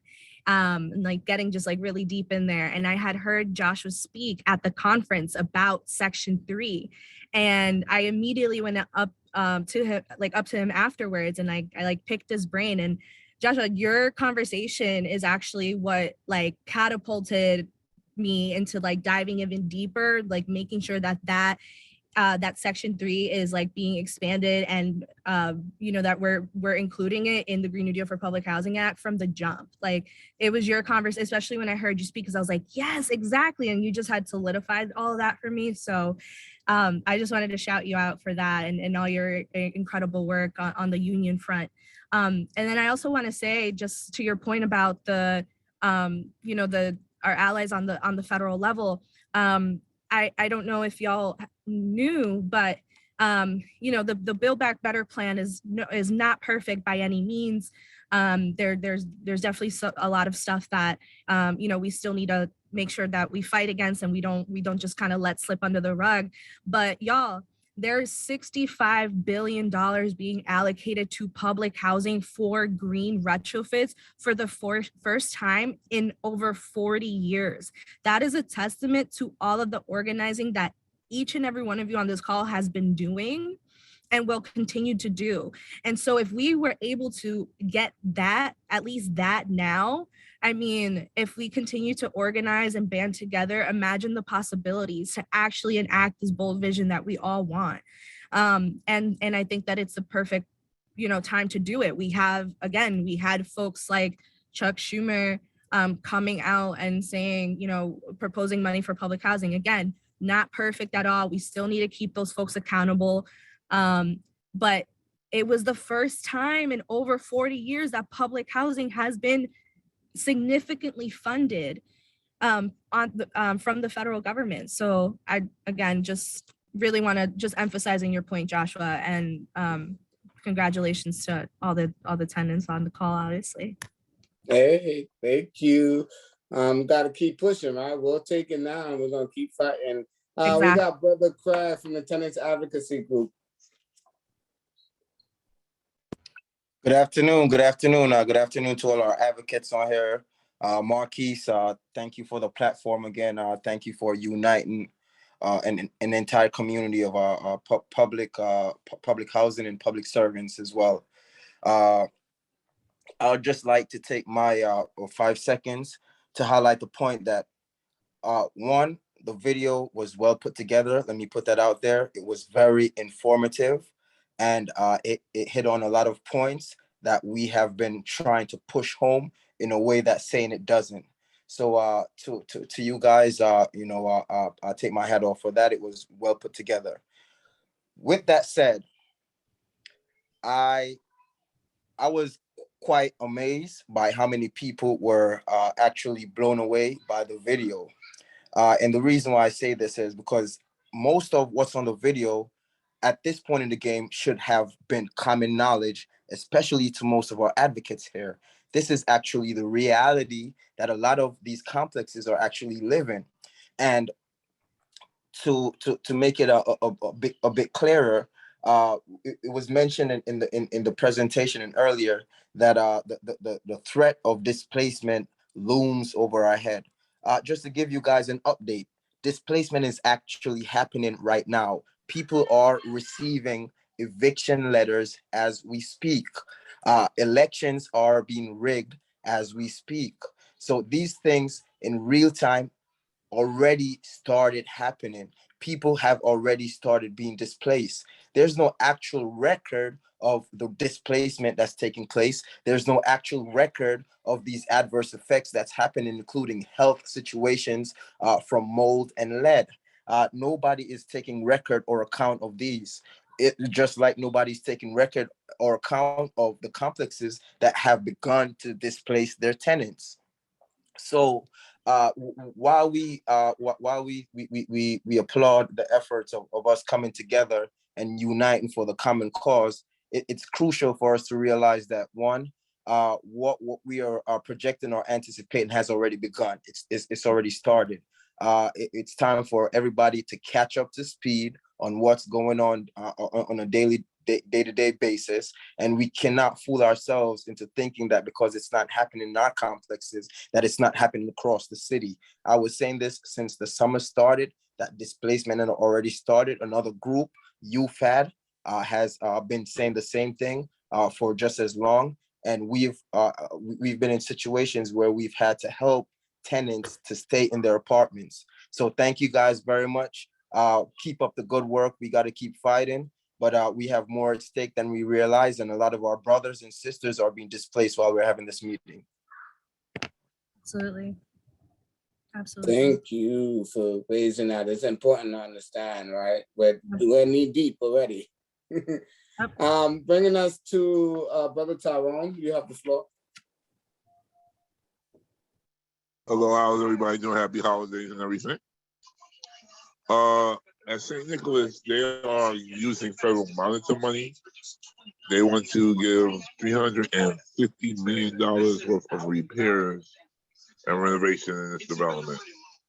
One of the biggest fears that my residents have is whether they're going to be able to move back into their apartment after they move out for 1 to 3 months. They're trying to say yes, but not exactly sure that that's what's going to happen. The main problem is this. The people will probably be affected the most will be the seniors because they're going to start trying to claim right sizing. So, I don't know. Yeah, no, I think what you need, and I'll definitely Ilona and Jasmin chime in, but I think what you need is to be secure in a legal document that makes it clear that these residents have the right to return. One group that I would probably recommend is Take Root with Paula Siegel. She may be interested, and I'm happy to at least do an introduction and see if this is something that she can help with. Sounds like a plan. I was figuring it was something like that. Once you have a legal document or a legal agreement, they have to adhere to it. Also, I'd like to make sure that government helps us out because we need to make sure that whatever they do, they don't do a half. They don't do a half. I can't say it any better way. Excuse my French. A half-ass job, or we're back in the same situation 5 years later. Yep. And Tyrone, real quick, which development are you at? St. Nicholas. St. Nicholas, and are they currently trying to convert? What's the program that they're trying to? I'm not trying to convert anything. They have to address the mold and everything else that they did with the federal monitor agreement, and there's $2 billion in that agreement. So they pick development, one large and one small. Us and the small development is Tot Hill and Staten Island. Yeah. To take care of it, address the mold and the pipes and everything else. Yeah, what Marquis said is correct though. You gotta get that legal representation though, because that's what I was figuring anyway. I was gonna have lawyers come to our next meeting. Yeah. Thank you. I got an iPhone. I'm not sure who you are, so please identify yourself and you have the floor. iPhone going once. iPhone with your hands. There you go. You just clapped. Who are you that just clapped? iPhone. You clapped, and did you want to speak? Going once. You're gonna lose your spot. Going twice. All right, I'm gonna move us on to the next person. We're taking you all the way to Staten Island. My beautiful Kiko Charles, how you doing? Hi, Marquis. I'm still on the bus, so can you let Ms. Perez or Ms. Brown go, and then when I get off the bus, if there's still time. Thank you. I yield to them. Thank you. Thank you. So we're gonna cross over to mi gente, Ms. Claudia Perez in Washington House. Hi, everybody. Thank you for doing that presentation. It's a real breath of fresh air to hear and see, everything that a lot of organizations have been saying for a very long time put together. One of the things I wanted to point out as well is in the 1980s with Reagan was the Great White Flight from public housing. So it also adds to the attack on Black and brown people because that's when the demographics started changing. According to the HUD regulations as well, that's also where the bank interest rates, because that was part of the home ownership program that a lot of the white people took advantage of and were able to buy their homes out in Staten Island and Long Island and move out of the city. So that's something to also pay attention to. The Section 3, right? I'm gonna be real quick. With the Section 3, what we also have to realize that it just does not apply to NYCHA residents. They are getting those grants because of NYCHA residents, as well as the community surrounding the development. So it's an inclusive thing that includes community in its entirety. But one of the things also is that the unions have not been obligating to adhere to the rules and regulations of the Section 3. Again, we need the accountability and the enforcement. I'm also one for resident management. I would like to work with you guys because I have vital information and what that looks like, as well as other solutions. So not only are we teaching them the history, but we are also going to show them what it would look like if we come up with this plan to start pushing towards. One of the things that we also have to pay attention to is Brett Kavanaugh. Brett Kavanaugh is one of the key players to pushing what it is that we want. Thank you, guys. Yeah, Claudia, just two things. You made two really good points when you were talking about white flight. We were also talking about like the investment, right? And what public housing was created for, which was not folks like you and I, right? So it was like definitely for white folk. And the reason they were able to pick up and leave so quickly is because there was this investment from the federal government to ensure that they had economic opportunities, so that they were getting the skills that they needed to start their own businesses, so that they're getting the professional development to move up in their current work, right? And that's what we have not been seeing because of all the investment, right? So that's definitely a good point that I think that we should definitely add when we're having this dialogue, because people need to understand that. And then the other great point was Section 3. I remember speaking to Ilona about this. So like the East River Park on the Lower East Side, like they were looking for contractors to kind of like develop this, right? And they had to like build out what the contract could look like. And one of the things I was asking Ilona is like, Section 3, is this just for public housing? And she's like, no, it's anyone that's low income. So when you bring that up, when you're talking about Section 3, it's not just for the jobs that we want within public housing, but seeing how this can apply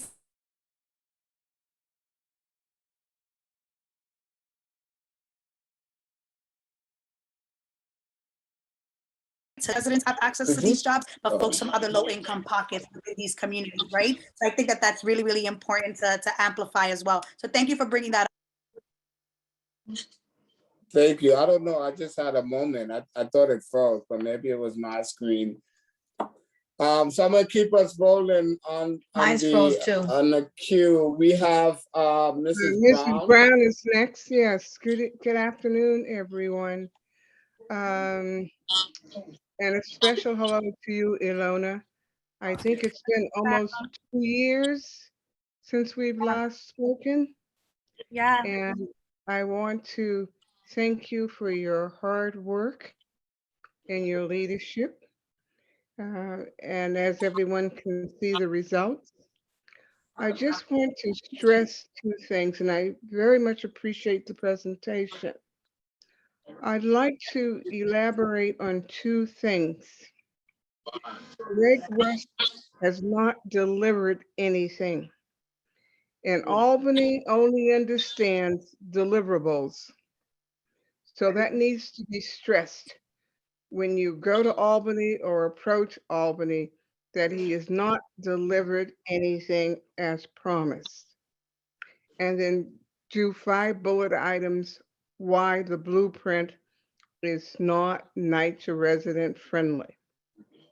And the second thing is Marquise Jenkins is trying to raise $5,000 for a trip to Albany. I would suggest that all the tenant resident leaders have an emergency meeting and ask each resident to donate $1 towards this trip. Everyone can afford $1. And there are 401,000 public housing residents. And to get a 16th of that would go beyond the $5,000 that's needed. And or reach out to some of these foundations to ask them to donate a bus to get you to Albany. And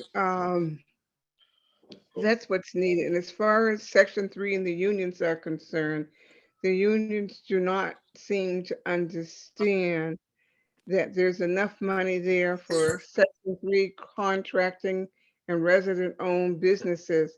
So therefore, they need to be educated.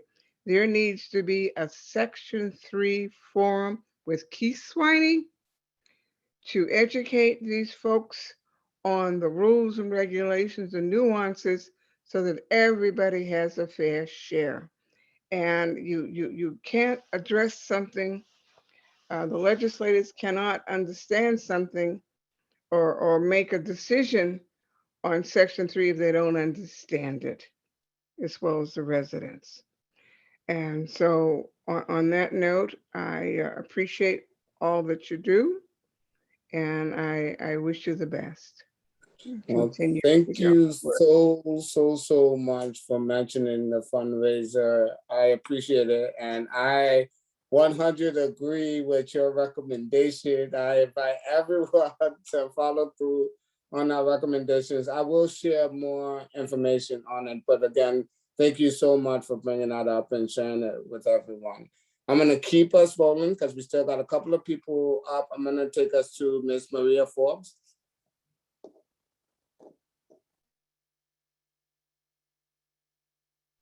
Hello, can you hear me?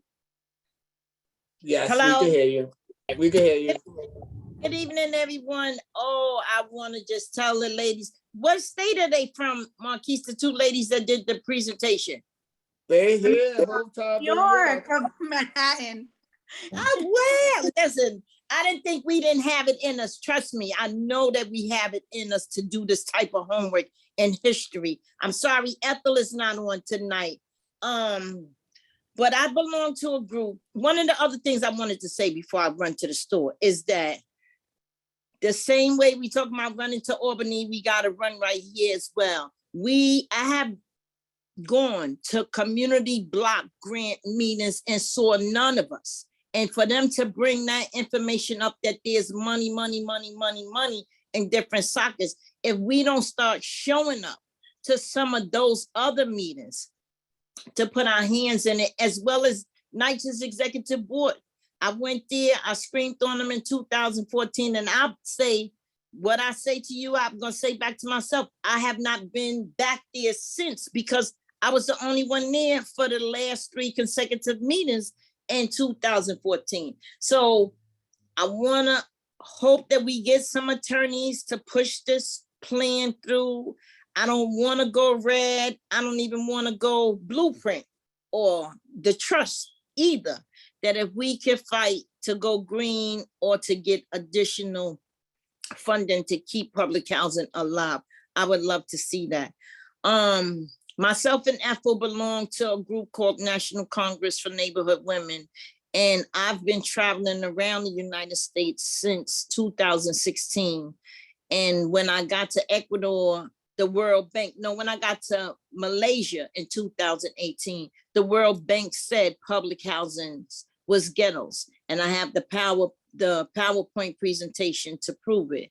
I say all of that to say is that a women's conference is coming up, and those 2 ladies who did the presentation, and all of us could be invited, because I'm sure that the National Congress of Neighborhood Women would get you the ID and the passes to come and show how strong public housing is. So I'm just only extending my invitation to see that we make that step, women and men, to the United Nations, since we have so much of the support that you're saying nationally as well as at home, that we need to have this story told to the United Nations. Because when I go away, I sure tell the story of public housing. And thank you so much for allowing me to speak. Amen. I always say it, the call to uplift women is not a call to put Black men down. So thank you. Thank you. I'm going to keep us rolling. And we got Joel, and then hopefully Kiko will be ready to go after Joel. Yeah, don't forget me, Marquise. I can't raise my hand is what I need to say. Oh, I'm sorry. Go ahead, Ronald. Oh, Kiko has spoken, so you get to go now. Oh, isn't there someone before me? Yeah, go ahead. We'll get to it. Hey, Ronald, it's Joel. I'm okay. going. All right. Hello, everyone. First of all, I want to say that was an outstanding presentation. Most of the information RPPH is very familiar with. Occupy NYCHA and other SECA and other organizations, we are familiar with a lot of that information, but the way it was broken down was just outstanding and phenomenal. So I congratulate you 2 ladies for putting this sort of thing together. How we need to reach the masses with that information, that's something we have to figure out. What I want to say is that we've been victimized for so very long. As I study and do all this history with the Reagan administration, which we've been under for more than 25, 30 years of their input with dealing with developers, dealing with subsidized housing monies and so forth, we've been scrutinized and so forth. And there was a scandal during the Reagan administration, but his behind got out of office before they can actually even do something. I put that in the chat earlier. What I need to say now for this sort of time, it's the same SHIT with a different stink. For those of you who understand where I'm going with this, what we need to start looking at is how, the presentation told us how we got there. Now we need to figure how we can unravel this sort of thing and figure out how we are able to get equal share of everything. Those farmers in our country was not financed. This is why they were not successful. When those Caucasian folks moved out of public housing, you were right. They were given monies and so forth, but everybody does not get the same share. We're not dealing with a level playing field. So what we have to do as people of color and people who live in public housing is continue what we're doing, and to also get people on these committees and start working these committees, because there is enough strength in numbers. Ms. Brown, you made an excellent point of how we can raise money. Everybody give $1. That was an excellent idea. So if we can do things like that, and we'll learn to keep money in our communities before it goes out. Don't run to everybody else. These kids run to these sneaker stores. People won't even give them a job. We have to start keeping money in our community and start fending off for ourselves. I just wanted to share that information with us so we can start thinking like that. We can win this battle. We just have to continue to work together. I always say when I did my marches up here in the Bronx in the streets, and those of you that were participating with me know that we shall not be moved. That is what we're going to stand by. Thank you. Thank you, Ronald. You got me thinking about when we first started RPPH. Everyone said it's a blueprint, is a done deal. It's going to happen. It's going to move forward. Let me take us next to Joel and then Kiko, and then we'll see if anyone else is on staff. Joel, I'm sorry, you got the floor now, Joel. Thank you. I want to really thank Ilona and Jasmin for that inspiring talk. And Ronald, to thank Ronald. Also just wanted to say what I brought up last week. I think it's important, especially with this presentation, is to figure out which state assembly members and which state senators we should focus on and really concentrate on getting a few more votes to block the blueprint. You know, I think it's rather than it's important to spread our forces up in Albany, but I think it's important to concentrate on those few people there. And also, I'd love to speak to Jasmin after this, is that I'm meeting this week with EPA, has offered help in terms of Smith and all the NYCHA housing, of what they could do in terms of environmental, and all that technical assistance, and even some of the grants that they have. So I think it's important to show that there are other monies available immediately now, that NYCHA has been neglected in terms of getting that federal and state money. And I think that should be, added to the mix. So thank you. Joel, thank you. I think that's a great, definitely happy to jump on that call with you next week, and Ilona as well. The other thing too, in regards to what you were talking about, like identifying which members at the state level should be targets, like this presentation is one of many that Movement School actually does. We do have one for power mapping, which identifies like who are the key players and what we should be doing. So definitely happy to continue the I guess education aspect of it, like on a weekly basis or however, each development wants to do it, so that we can actually organize around who the targets should be at that state level. Right, and also I just say one thing, on the training for people, there's a lot of environmental certifications that people can get. So it's going to be helping in terms of lead, asbestos, everything else, but also makes them very employable elsewhere, and out there. And I'm trying to herald those federal services for the training programs. Did I hear you say weekly? Remember, you're under oath.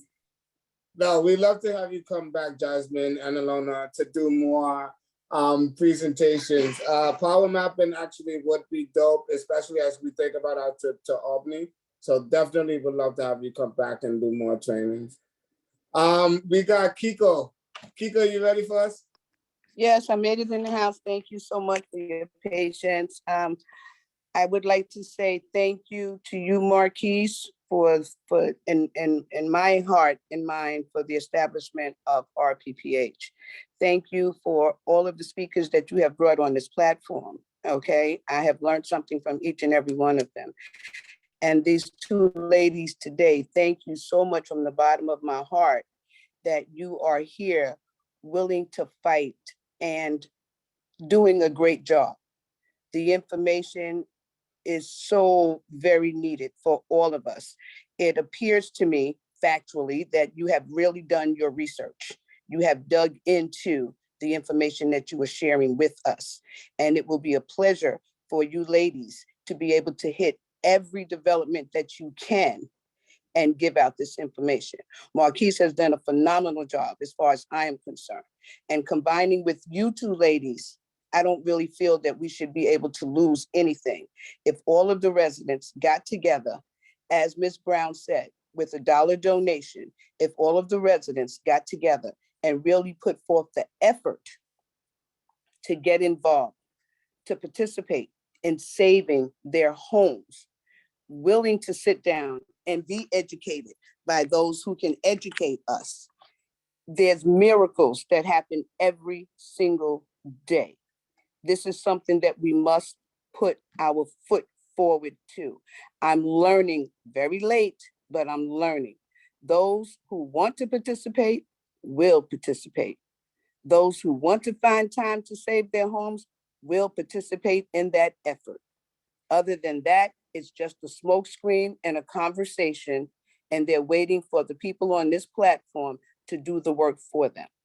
Yes, we all need to be educated, but when you reach out to your residents and say, there is a platform called RPPH that you can join on Sunday from 3 to 5, and they say, oh, I'll be there, and then they're not. Enough said. Okay, now when it's time for Albany, everybody will be a prolific speaker and want to be in attendance. Enough said. If you're caring about your home, fight for your home. You have people that are out here that are doing a heck of a job, and we need to be encouraged no matter what, no matter what. So I thank all of you, Marquise, Miss Ilona, if I'm pronouncing it correctly, I hope, Miss Jasmine, and all of the presidents and residents that have participated since last year, trying to keep this fight and keep this boat afloat. I thank you from the bottom of my heart. Thank you. Yeah, it's just That's it, warm Marquise. today. Kiko wakes me up every morning with these beautiful messages. So thank you so much, Kiko. All right, so now what I'm gonna do, I'm checking to see, we got Kiko and Charles. All right, so last call for questions or comments. If you didn't have a chance to speak, you can feel free to go off mute now and say a comment or ask a question. Going once, feel free to go off mute and speak now. Going twice. Yeah, I have something to say. Yeah. Hi, everybody. Yeah, of course, I agree with Ms. Kiko 100%. We've been doing this for a long time now. And it's encouraging to see a presentation that breaks down so much. And I've used that presentation and posted it for my residents and invited them to view it. And the reaction is phenomenal. I just appreciate the work that was put into it. It is precise, it is exact. It shows us that there is so much more to this story than just a blueprint, that this goes back a long way, and that tenants need to be mindful that they're not giving up. They're going to try every way they can to disrupt our way of life. So I thank you, ladies, for a wonderful presentation. Thank you. Thank you. Ms. Dana is one of our fierce steering committee members, and definitely one of the persons was like, you got to get her on Sunday. Get them both on Sunday. Yeah. Hey, I just want to say thank you for the presentation. Of course, this makes me more than ever like why NYCHA should be run by NYCHA. And, and I found out I can't be chairperson because they did this little blueprint that says that resident section 9 cannot be the chairperson of NYCHA. So when we go to Albany, that is part of our fight. They take it out. I think that we're quite capable we run our own we run our own developments. And if nothing else, look at what we did during COVID. Got no credit, but that's neither here or there. God sees everything. But at the end of the day, one of the asks that we need to ask at Albany is that a Section 9 person, if they got to go through the whole screening like everybody else, be allowed to run NYCHA. Because clearly, when NYCHA was run one more time by residents, it had a reserve. You didn't have this disaster that you have. And so we need to fight and push back so that we, the residents, kept total control over our homes. That's all I had to say. And thank you again. Yes, Ms. Dana, do you want to say one more thing? Yeah, I wanted to say something else in regard to one of my residents yesterday. And it's a horrible situation. But yesterday, one of my residents walked out of the building and someone threw a bottle out of the window and it fell and hit her on the shoulder. She resulted in 14 stitches and had to be hospitalized. And the first remark that was made by a NYCHA employee was that, oh, they're all animals. I think that part of what we need to also push forward is a screening process by which residents are given apartments in our buildings. We have got to, as TA presidents, put that on our list, that there should be some form of interaction from the TA and management when incoming residents are given apartments. It's just a horrible thing. This woman is a wonderful lady. She works hard every day. And for that to happen to her or anyone is a horrible incident. And I thank God that she didn't get hit in the head, but it hit her shoulder and did enough damage to her coat and everything.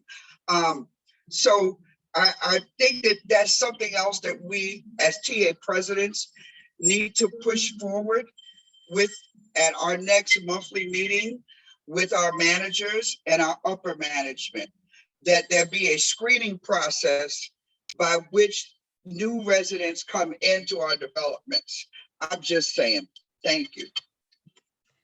That's you know, interesting. Marquise, I'm Teresa, well, this is from East River.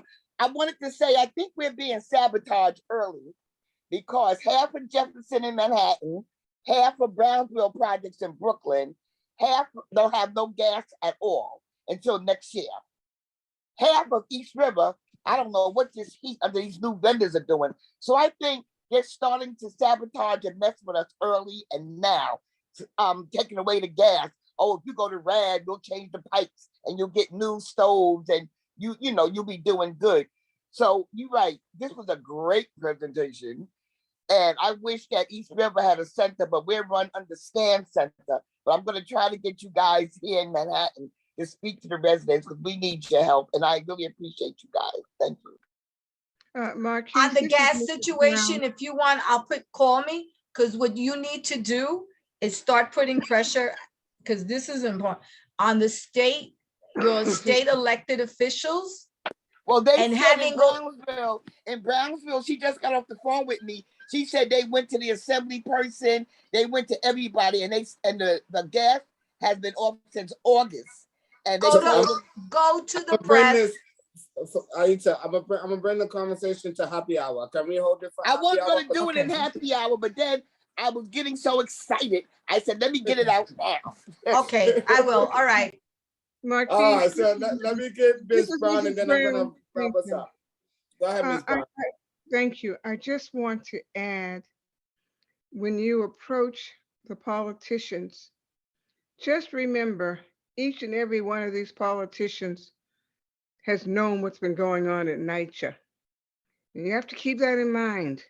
So when you approach them, you let them know you're not judging them on the past, but you're giving them an opportunity to do the right thing now, since you have more information. And the right thing is to block the blueprint. And that's all I want to say. Thank you. Thank you. Amen. And those politicians, at least on the state level, will be looking at elections come June. So another strategic reason as to why we're going, right? They may know what's going on. They may not do anything, but when we let them know their seat in office is on the line, trust and believe they'll start to make moves. And that's why we got to the place we are today. So Ilona from Movement School and Jasmin Sanchez, it is phenomenal to have you guys here. Ilona, I am incredibly excited. As you know, when you started Movement School, you invited me over to do a presentation. And so now in turn, I get to invite you to RPPH and do a presentation, although I'm not sure I did such a phenomenal job as you did. And No, Jasmin, it was amazing. It's all coming full circle, and it's really cool to see this grow. So I'm excited to keep this going. Let's keep going. and Jasmin, you know, we're solving buddies. Lower East Side all day. Thoilo is up.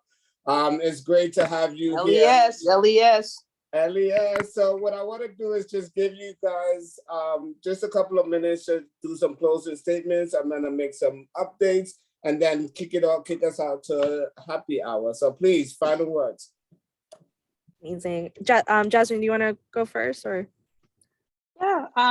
So I want to thank all of y'all for having us presenting. You know, we do these presentations citywide and with other groups.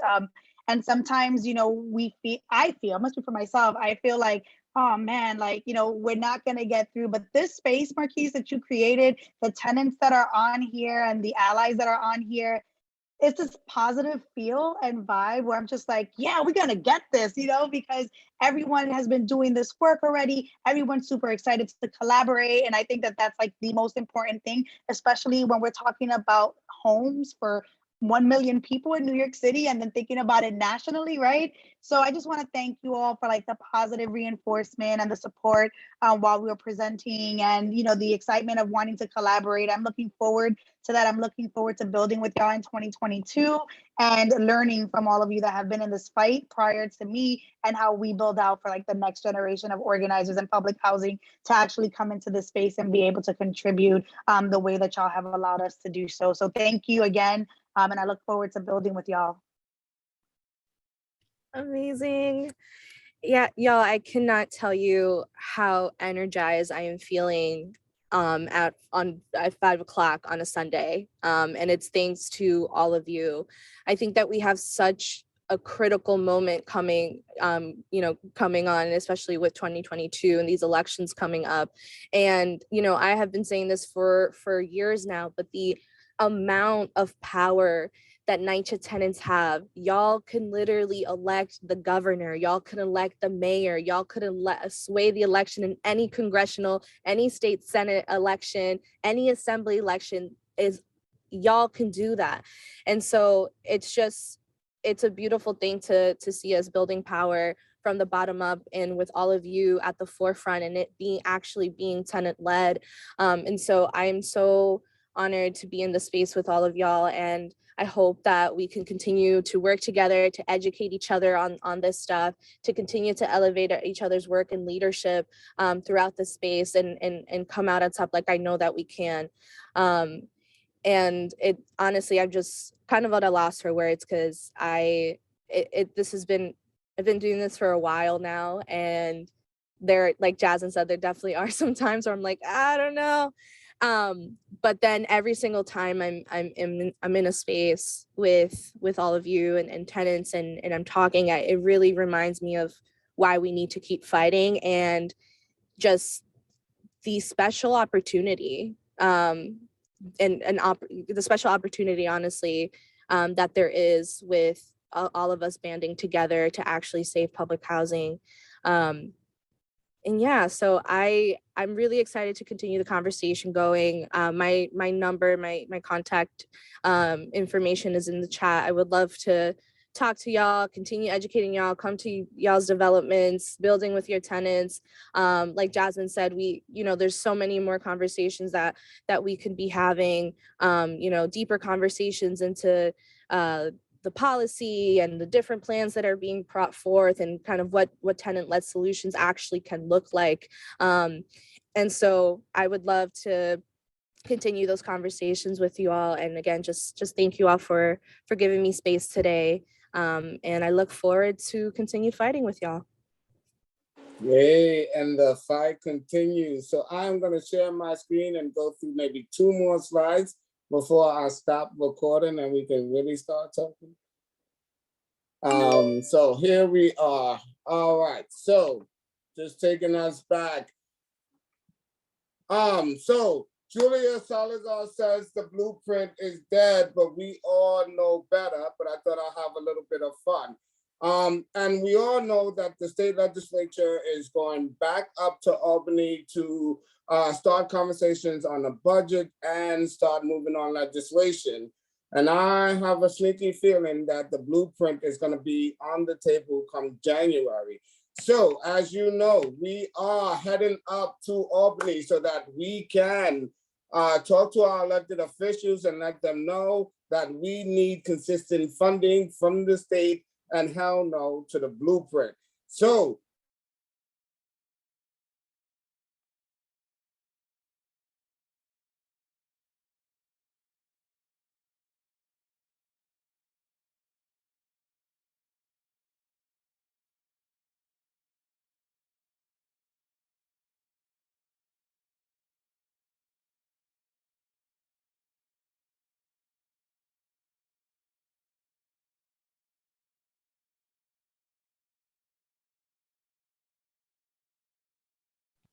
Marquise, you're on mute.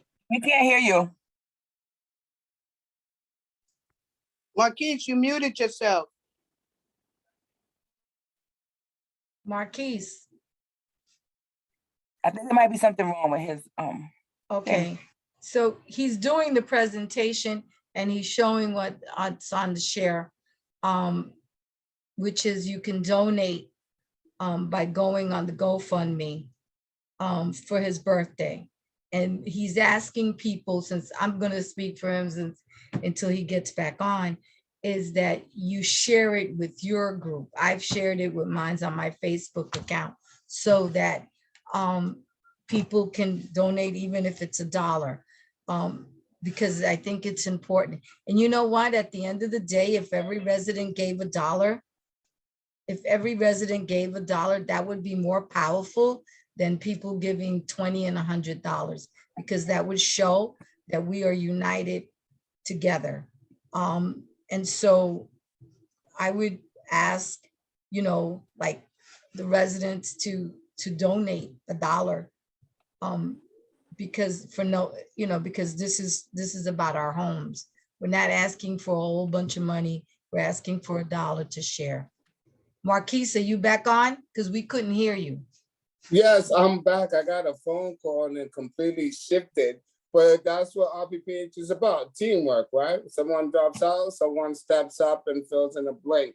So thank you for helping me. That's about all I had to say. I am going to share the link to the fundraiser in the chat. If you can donate $5, please just ask a friend or a family member to donate it. Please share the link on your social media. And off we go. More details about what exactly we're going to be doing in Albany when we get up there, besides the obvious talking to our elected officials. We'll have that conversation next week, Sunday. So with that, folks, thank you so much for such a great meeting. And I can't wait for us to stop recording. Thank you, Marquise and the lady.